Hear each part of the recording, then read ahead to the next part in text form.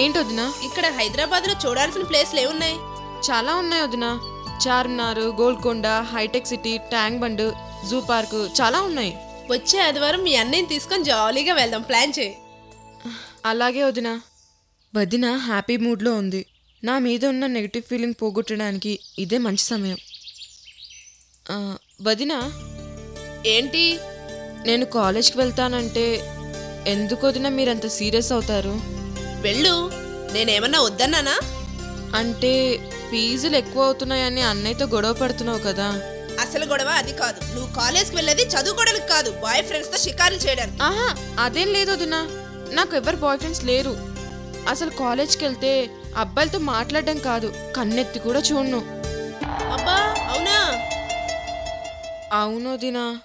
చెప్పింది చాలే. ఆ రోజు ఎవరో అబ్బాయి బైక్లో నిన్ను ఇంటిదా దిగబెట్టి వెళ్ళడం నేను కళ్ళారా చూశాను. మీ అమ్మా నాన్న ఉండి నాలాగే చూస్తుంటే ఊరుకునేవారా? కాళ్ళు వెరగొట్టి మూల కూర్చోబెట్టేవాళ్ళు, లేకపోతే పెళ్లి చేసి పంపించేవారు నిన్ను.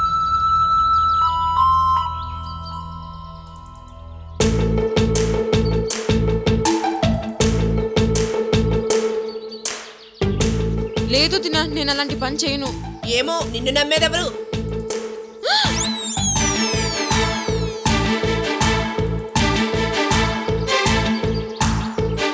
హాయ్ సుబ్బలక్ష్మి, బాగున్నావా?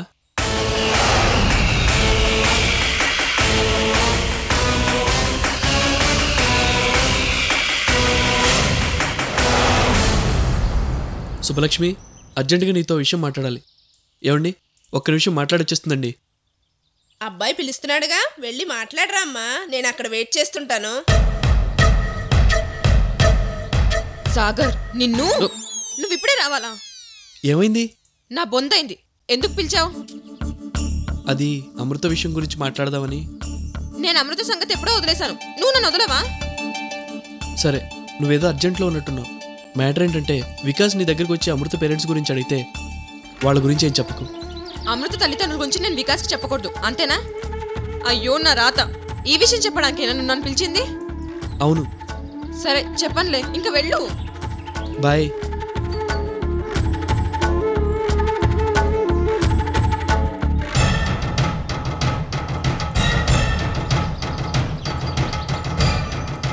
మాట్లాడటం అయిపోయిందా?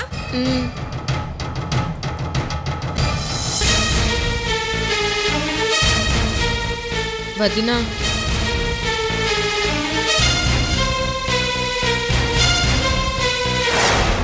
వదినా, నన్ను అపార్థం చేసుకోకు. నేనెందుకు చేసుకుంటానమ్మా? అయినా నీ తప్పే ఉంది. వాడు పిలిచాడు, నువ్వు వెళ్ళి మాట్లాడావు, అంతేగా? వదినా, నోరు మూసుకొన్నాడు. అయ్యో నా కర్మ, ఆ సాగర్ ఇప్పుడే వచ్చి చావాలా? ఛీ, వదిన మూడంతా పాడైపోయింది.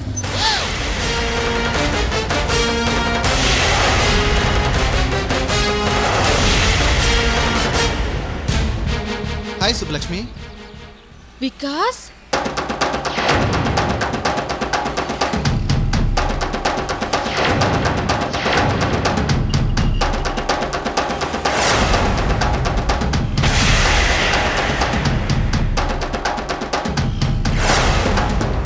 నేను ఇక్కడుంటే నువ్వు అక్కడ చూస్తున్నావేంటి? అయ్యో వికాస్, మా వదినా. వదినా,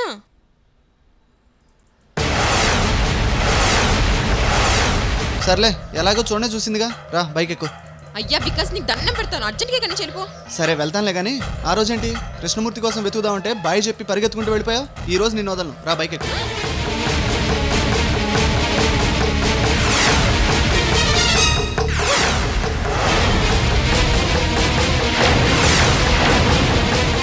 ఏంటి మాట్లాడు? మీ వదినకి చెప్పొస్తావా? పోనీ నేను వెళ్ళి చెప్పనా?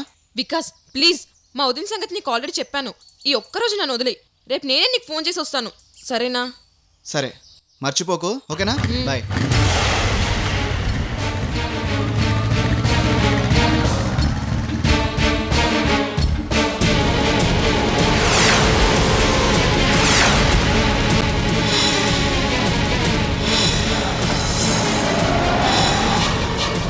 వదినా, నువ్వేం మాట్లాడు, నోరు మూసుకున్న వెంటరా.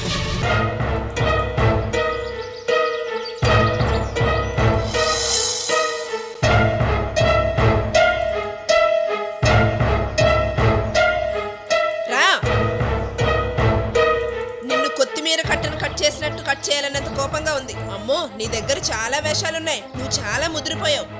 ఇంకా లాభం లేదు.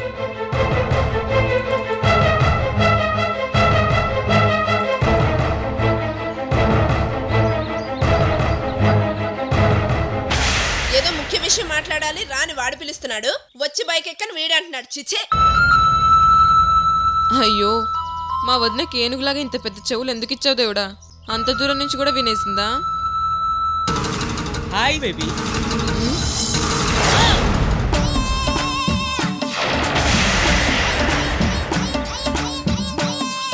ఏంటి సుబ్బు, నేను కాలేజ్ ఫీజు కడితే కనీసం థ్యాంక్స్ కూడా చెప్పలేదు.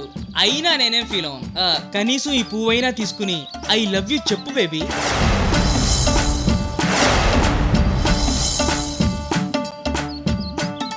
ఏంటి అలా షాక్ అయి చూస్తున్నావు? ఓ, నా కొత్త డ్రెస్ చూస్తున్నావా? ఈ కొత్త డ్రెస్లో నేను ఎలా ఉన్నాను? సూపరా? సూపర్ హిట్టా? బంపర్ హిట్టా? చెప్పు బేబీ, చెప్పవా? చెప్పు.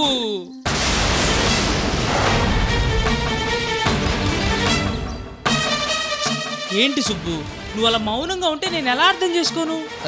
ఈ డ్రెస్లో బాగుంటే ఐ లవ్ యూ చెప్పు సుబ్బు.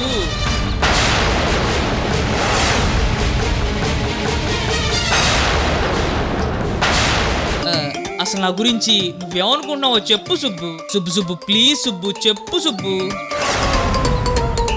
చెప్పు సుబ్బు, చెప్పు ప్లీజ్.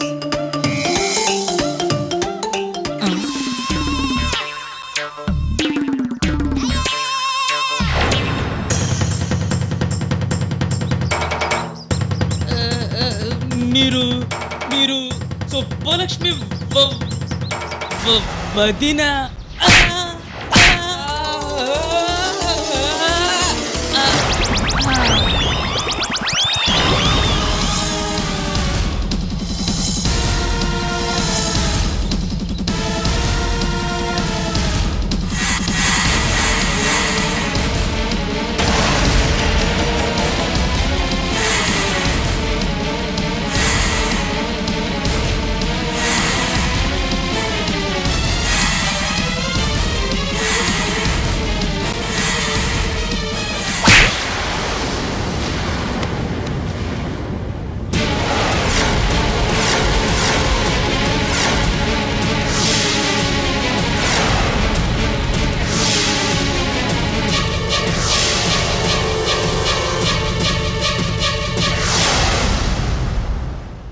ఏమైంది పద్మ?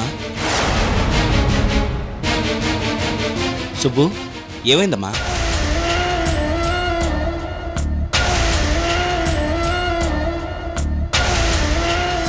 అయినా నాకు తెలియక అడుగుతాను, మీ ఇద్దరి మధ్యన చీటికి మట్టి గొడవలు ఎందుకు వస్తాయి?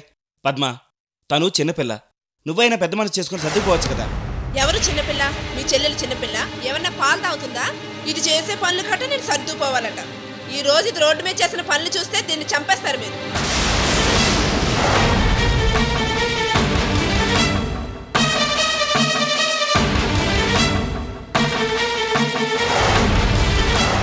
ఏం జరిగింది పద్మ? రోడ్డు మీద వెళ్తుంటే టక్ చేసుకుని సంఖలో బ్యాగ్ పెట్టుకుని ఒక అబ్బాయి వచ్చాడు.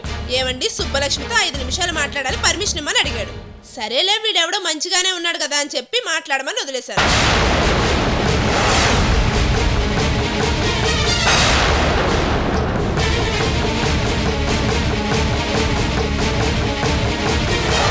కొంచెం దూరం వెళ్ళగానే బైక్ మీద ఇంకొకడు వచ్చాడు. అవ్వా, రా బైక్ ఎక్కుని పెళ్ళాన్ని పిలిచినట్టు పిలుస్తున్నాడు.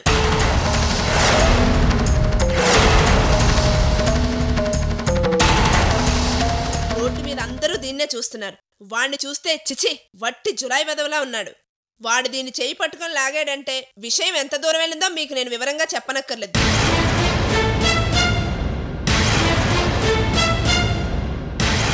సరే, ఫ్రెండ్ క్లోజ్ గా చేయి పట్టుకున్నాడని సర్దుకున్నాను. ఇంకొంచెం ముందుకెళ్లేసరికి ఇంకొకటి ప్రత్యక్షమయ్యాడు.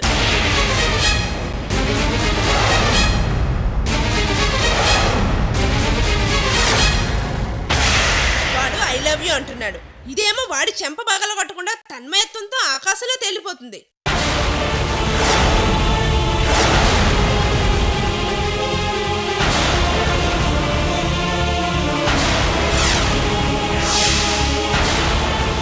ఒకడు సుబ్బు అంటాడు, ఇంకొకడు రా బైక్ ఎక్కు అంటాడు. ఇంకొకడు బేబీ అంటాడు. ఏంటండి ఇదంతా? మీ చెల్లెలు బేబీనా, పెళ్ళామా, లవరా?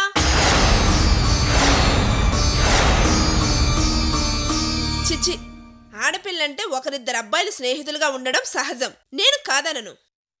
కానీ ఆ స్నేహం హద్దుల్లో ఉండాలి. ఇలా హద్దు మీరు రోడ్డు మీదకి ఎక్కకూడదు.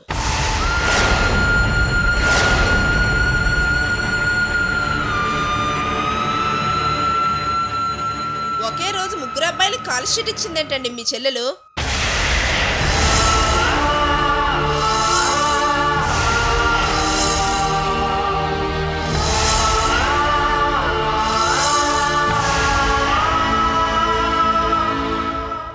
ఈ పనులు చేయడం కోసమేనా వేలకు వేలు కాలేజ్ ఫీజులు కట్టేది మనం?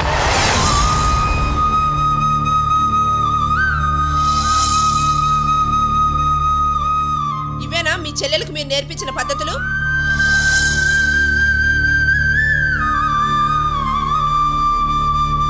సుబ్బు, ఏంటమ్మా ఇది? మీ వదిని నిన్ను మాట్లాడుతుంటే ఏం మాట్లాడవే? అంటే తను చెప్పేదంతా నిజమేనా? లేదన్నయ్య. ఏయ్, అబద్ధం చెప్పావంటే చంపేస్తాను. పద్మ, నువ్వాగు, తన మాట్లాడి. నువ్వు చెప్పమ్మా. ఆ అబ్బాయిలు నాకు తెలుసు, కానీ వదిన చెప్పినట్టు అలాంటి వ్యవహారాలు మా మధ్య లేవు.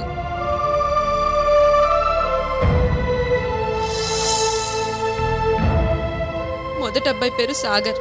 అతను ఒక అమ్మాయి గురించి అడగడానికి వచ్చాడు. రెండో అతను ఈ సిటీలో ఫ్యామిలీ ఆచూకీ గురించి నన్ను హెల్ప్ చేయమని అడిగాడు.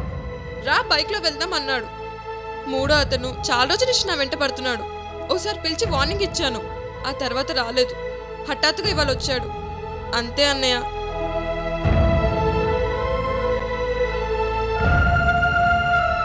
పద్మ, తను క్లారిఫికేషన్ ఇచ్చిందిగా. ఏంటండి మీ క్లారిఫికేషన్? అంటే నేనెంత గొంతు చించుకొని మాట్లాడినా మీకు లెక్కలేదు. మీ చెల్లెలు 3 ముక్కలు చెప్పేసరికి మీరు కన్విన్స్ అయిపోతారా? ఇది నిజం చెప్తుందో అబద్ధం చెప్తుందో ఎవరికి తెలుసండి? ఆ రోజు మీ చెల్లెలు ప్రెగ్నెంట్ అనగానే రోషం పొడుచుకొచ్చి నా మీద చెయ్యొత్తారే. ఈ రోజు ముగ్గురు అబ్బాయిలతో తిరుగుతుందంటే మీకు కనీసం కోపం రాలేదా? కొట్టరే తిట్టరే?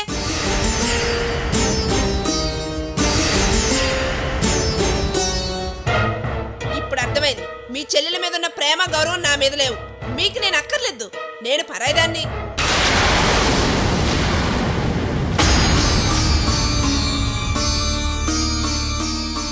అయితే ఇప్పుడు నన్నేం చేయమంటావు? మర్యాదగా చదువు మానిపించి వారం రోజుల్లో ముహూర్తాలు చూసి మా తమ్ముడికిచ్చి పెళ్లి చేయండి.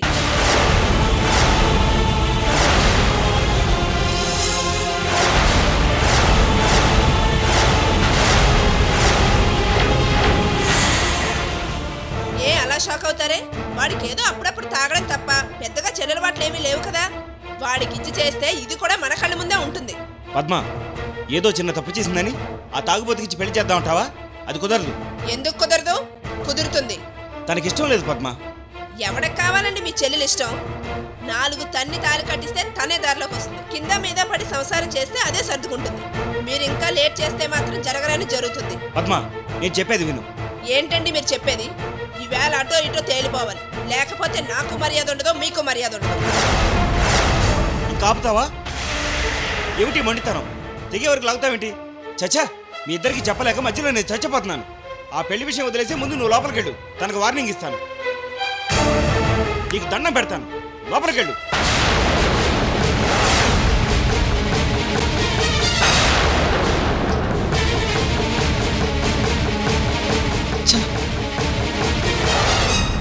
ఏంటమ్మా నువ్వు చేసే పనులు?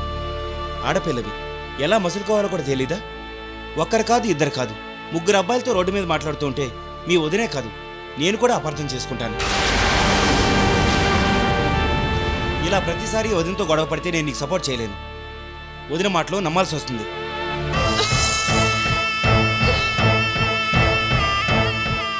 నీ చదువు పూర్తయితే నీకు మంచి సంబంధం చూసి పెళ్లి చేయాలని, అన్నయ్యగా నా బాధ్యత నెరవేర్చుకోవాలని ఆరాటపడుతున్నాను. నువ్వు ఇలా చేస్తే నేనేం చేయను?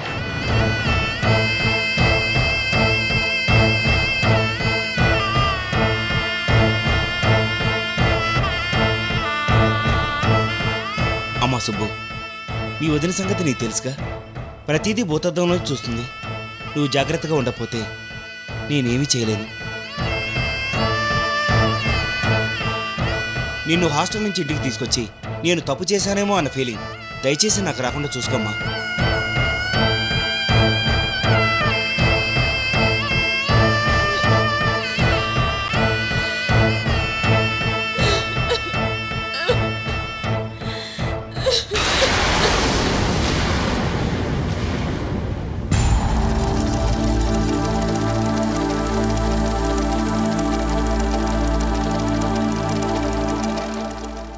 ఏమండి ఏమండి ఏంటి బాను?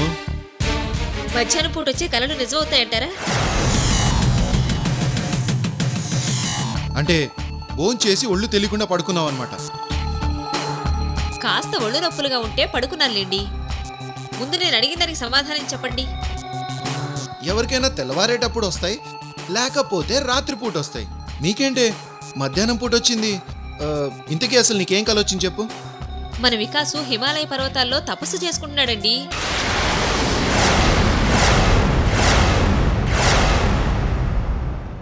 ఏమే, పెళ్లి చేసుకునే వయసులో హిమాలయాలో తపస్సు చేసుకోవడం ఏంటే? ఏమోనండి.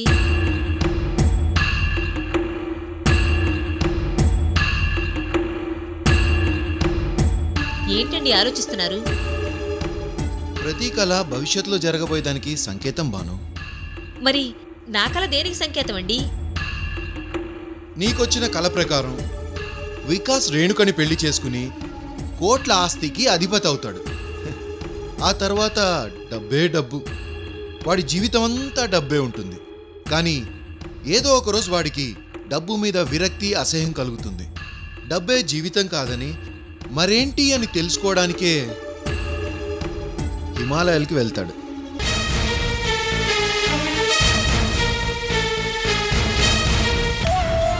అక్కడ తపస్సు చేసి చివరికి జీవితం అంటే ఏంటి, ముక్తి అంటే ఏంటి, స్వప్నం అంటే ఏంటి అని తెలుసుకుంటాడు. అదే బాను నీకొచ్చిన కళ యొక్క సారాంశం.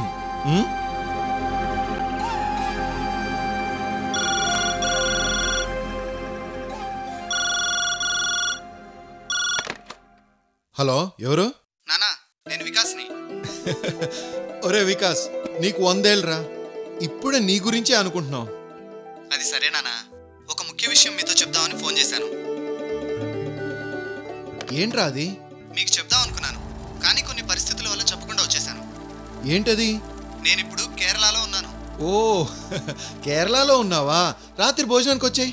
నానా, కేరళ అంటే పక్కనున్న కుక్కటిపల్లి కాదు, పక్క రాష్ట్రం నానా.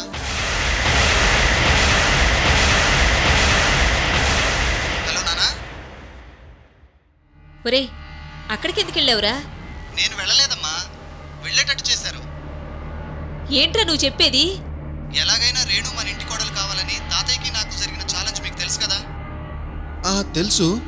ఆ ఛాలెంజ్కి నువ్వు కేరళ వెళ్ళడానికి లింక్ ఏంట్రా? అమృత అమ్మ నాన్న ఎక్కడున్నారో తెలుసుకుందామని ఇక్కడికి వచ్చాను నాన్న. అవును, కేరళలో ఓ సన్యాసి ఉన్నాడు. అతను అంజనం వేసి ఖచ్చితంగా ఉన్నది ఉన్నట్టుగా చెప్తాడు. అమృత అమ్మ నాన్న ఎక్కడున్నారో, ఏ దిక్కునున్నారో అంజనం వేయించి తెలుసుకుందామని వచ్చా. మీరేం భయపడకండి, 10 రోజుల్లో ఇంటికి వచ్చేస్తాను. అది కాదరా. హలో హలో, పెళ్లి కాకముందే వీడు హిమాలయాలకు వెళ్ళేటట్టున్నాడు కదండి.